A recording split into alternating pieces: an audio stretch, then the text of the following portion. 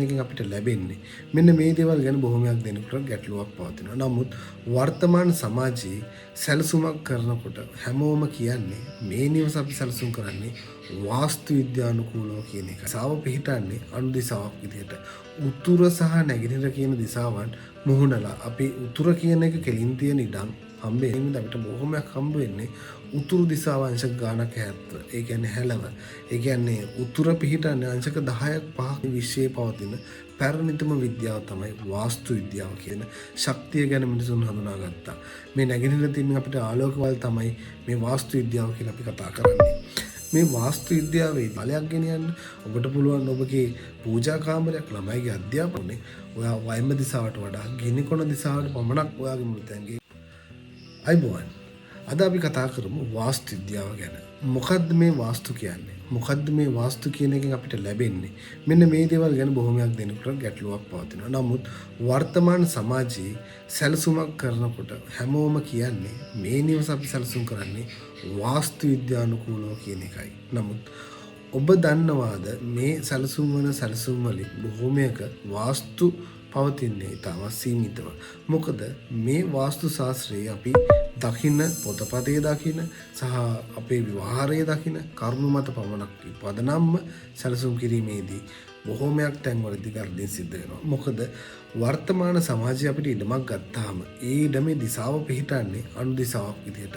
උතුර සහ නැගෙනහිර කියන දිසාවන් මුහුණලා අපි උතුර කියන එක කෙලින් තියෙන ඉඩම් හම්බෙන්නේ 100%කටත් වඩා අඩු ප්‍රමාණයක්. ඒ වගේම අනු දිසා ඉඩම් කියන දේවල් බොහෝමයක් පවතින්නේ නිවස නිර්මාණය කිරීමට තෝරා ගැනීමෙන් අපිට බොහෝමයක් හම්බ වෙන්නේ උතුරු දිසාව අංශක ගානක් 70. ඒ කියන්නේ හැලව. ඒ කියන්නේ උතුර පිහිටන්නේ අංශක 10ක් 5ක් වගේ ඇදව. ඒ කියන්නේ ඔබගේ පහර පිහිටන්නේ අනු දිසාවකට මුහුණලා වෙන්න පුළුවන්.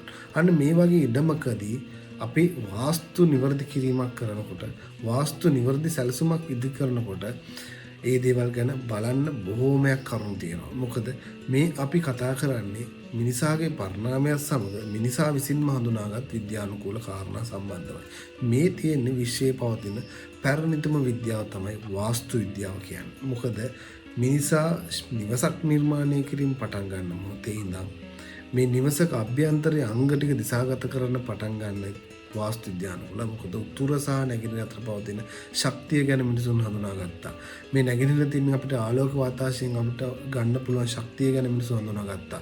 මේ දේවල් නිවසක් අභ්‍යන්තරයට කොහොමද ගන්නේ කියන එක ගැන මිනිසුන් හඳුනාගත්තා. මේ දේවල් තමයි මේ වාස්තු විද්‍යාව කියලා අපි කතා කරන්නේ. මේ වාස්තු විද්‍යාවේදී අපි දකිනවා බොහෝමයක් දෙනෙක් වරද්දා ගන්න දේ තමයි මේ දිශාවක් අනුව නිවැරදි කරන දේට වඩා බොහොමයක් දෙනෙමින් පාද ක්‍රමයේ අනුව නිවසක අංග දිශාගත කරන්න පටන් ගන්නවා. මේ දේ ඉතාමත් වැරදි කාරණයක්. ඔබගේ නිවසේ උතුර සහ නැගෙනහිර අතර තියෙන දිශාව ඊසාන දිශාව. මේ දිශාව පිරිසිදුවෙන් පවතින්න ඕනේ. මේ දිශාවට ඔබට පුළුවන් සාලයක් ගෙනියන්න.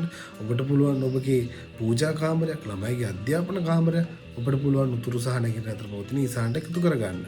ඔබගේ නිවසේ ගිනිකොන දිසාව ඔබට පුළුවන් මුළු තැන්ගේ එකතු කරන්න. ඔයාට වයඹ දිසාව ගැනත් මුළු තැන්ගේ එකතු කර ගන්න පුළුවන්. නමුත් 50%ක් සුදුසු වන්නේ වයඹ දිසාව. ඒ නිසා බුද්ධිමත්ව කටයුතු කරන්න ඕනේ. ඔයා වයඹ දිසාවට වඩා ගිනිකොන දිසාවට පමණක් ඔයාගේ මුළු තැන්ගේ එකතු කරගන්න උත්සාහ කරන්න. ඒ වගේම ප්‍රධාන නිදන කාමරය අපි බොහෝමයක් කතා කරනවා මේ ප්‍රධාන නිදන කාමරය ගැන. ප්‍රධාන නිදන කාමරය කියන්නේ ගෘහ මූලිකයන් නිදා ගන්න කාමරය.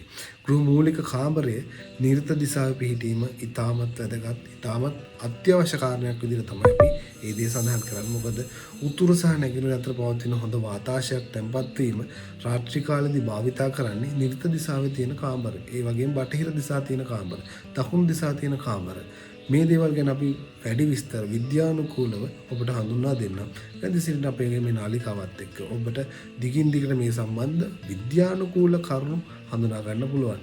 ඒ වගේම ඔයාගේ නිවසේ ඔයා දකිනවා ඔයාට පුළුවන් ඔයාගේ ඉඩමට ඔයා නිවස නිර්මාණය කරන ඉඩමේ ඔයා හැම විටම උතුර සහ නැගෙනහිර අතර කියන දිශාවන් වලට වැඩි ඉඩක් තියෙන විදිහට බටහිර සහ දකුණු ඉඩ අඩු වෙන විදිහටත් ඔයාගේ නිවසේ මේ ස්ථානගත කරගන්න.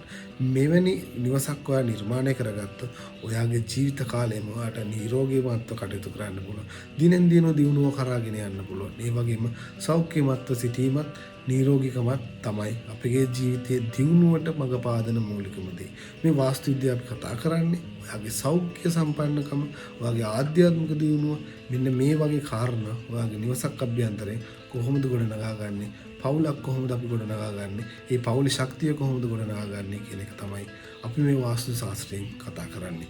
රැඳී සිටින වාස්තු රහස් වැඩසටහන මාලාවත් සමග අපගේ මේ වැඩසටහන තුලින් ඔබට ඔබගේ ජීවිතයේ දියුණුව කරාගෙන යන්න වාස්තු කරුණු එකතු කරගන්න පුළුවන්.